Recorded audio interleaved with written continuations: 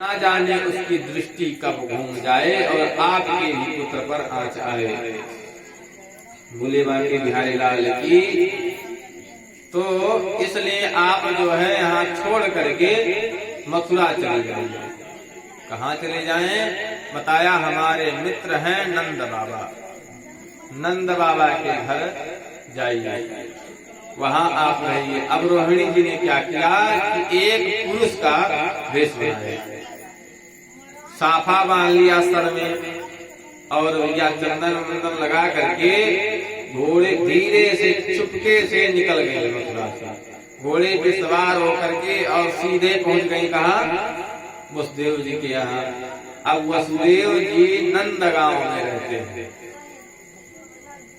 नंद बाबा के आगे नंद बाबा नंद गांव में रहते हैं और उनके पास 9 लाख गइये हैं। नंद बाबा मुखिया है अपने यहाँ के, बड़ा ऐश्वर्यशाली परिवार है, लेकिन कोई संतान नंद बाबा के भी नहीं है। अब सीधे रोहिणी जी आए, पुरुष का रूप था तो किसी से पूछना जातना नहीं, सीधे महल में पहुंच गई। नंद बाबा देख रहे थे। नंद बाबा ने सोचा भैया कोई मायके का होगा। अब देवी के मायके से कोई आए तो घर में कोई रोकने वाला नहीं होता, उसका प्रवेश सीधे अंदर तक होता है, किसी से कहना पूछना नहीं, और सीधे अंदर कमरा खोल करके घुस जाता है। अगर माताओं के घर से कोई भाई आए, भतीजा आए, तो उसे पूछना नहीं पड़ता है कि बहन जी कहाँ है, मेरी दीदी कहाँ है, सीधे कमरा खुला है, घर घुस गया। नंद बाबा ने सोचा भाई कोई होगा, इसका भाई भतीजा इसके मायके से आया होगा, इसके यशोदा जी के। अब नंद बाबा सोचे चलो देखें। इधर यशोदा जी कुछ काम कर रही थी, रोहिणी जी पीछे से दौड़ करके आई और गोद में भर लिया। अब यशोदा जी चौंक गई और पीछे देखा, कहा अरे कौन है? तब तक रोहिणी जी अपनी पगड़ी खोल दी, बाल पूरा बिखर गया। कही अरे बहन तू है?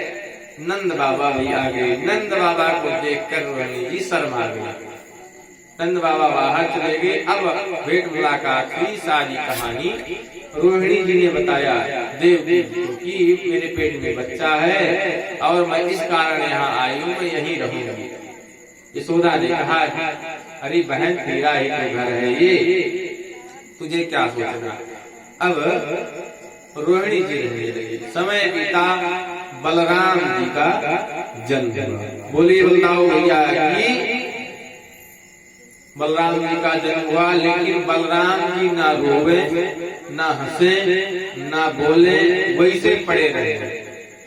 बलराम जी भगवान के बिना, यानी शेष जो है वो भगवान के बिना एक पल भी कहीं नहीं रहते। और यहाँ 1 साल की बात है। अब इन्होंने प्रण कर लिया जब तक भगवान नहीं आएंगे तब तक मैं ऐसे ही रहूंगा। और पिछले जन्म में जब राम जी और लक्ष्मण जी पैदा हुए थे तो लक्ष्मण जी छोटे थे और राम जी बड़े थे। तो राम जी से लक्ष्मण जी ने कहा कि भैया इस बार जब आप जन्म लीजिए तो मुझे बड़ा बनाइए। क्यों? क्योंकि आप मेरा कुछ कहना मानते नहीं, तो आप कहते हो मुझे मानना पड़ता है और आप अपनी आज्ञा चलाते हैं। इस बार मैं बड़ा बनूंगा तो जो मैं कहूंगा वो आपको मानना पड़ेगा। बोलिए बाके बिहारी लाल की। अब इस प्रकार जो है इस बार बलराम जी बड़े बड़े और भगवान कृष्ण छोटे। बलराम जी का जन्म हो गया। इधर क्या हुआ, नंद बाबा के यहाँ कुछ महात्मा लोग आए और महात्मा आए तो नंद बाबा ने भंडारा किया और कहा महाराज लो बनाओ खाओ रहो। बोले बाकी बिहारी लाल की। खूब सारा दही दूध अन्न दिया।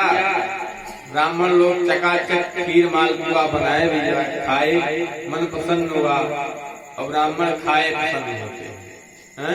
ब्राह्मण खा लिए और उनकी सेवा हुई तो प्रसन्न हो गए। अब आशीर्वाद दे दिए क्या कि पुत्रवान भव,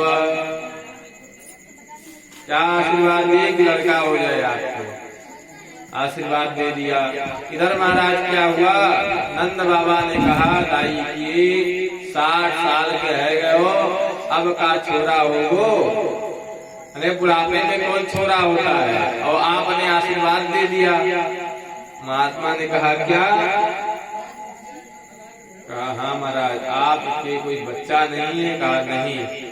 कहा ठीक है व्यवस्था कर दो, जब तक बच्चा नहीं हो जाए बालक तब तक हम यही रहेंगे, ठाकुर जी के भजन करेंगे और संतान गोपाल का जप करेंगे, रोज खाएंगे, रोज आशीर्वाद देंगे। और भगवान कहते हैं जो संत ब्राह्मण कहते हैं उसे मानना भगवान को पड़ता है। भगवान जो है कहे ठीक है भैया जब तुम जिद कर ली हो तो हमको तो आना ही पड़ेगा। ब्राह्मण इधर रोज चकाचक बनाए, ठाकुर जी का भोग लगावे और ठाकुर जी का भोग लगा करके रोज खावे, रोज आशीर्वाद दे, जल्दी से छूरा हो। और जब चलने लगा हुआ क्या कि इधर समय बीतने लगा, यशोदा जी के पेट में बच्चा आ गया, देवकी इधर देवकी के पेट में भी समय बीतने लगा। और समय बीतते टाइम नहीं लगता भैया, धीरे धीरे 1 महीना हुआ, 2 हुआ, 4, 5, 6, 7, 8 हुआ, 9 महीना हुआ, 10वां आया। चारों तरफ भगवान के आने की खुशी में माहौल बड़ा सुंदर हो गया। बोलिए बांके बिहारी लाल की। श्रीमन्नारायण नारायण।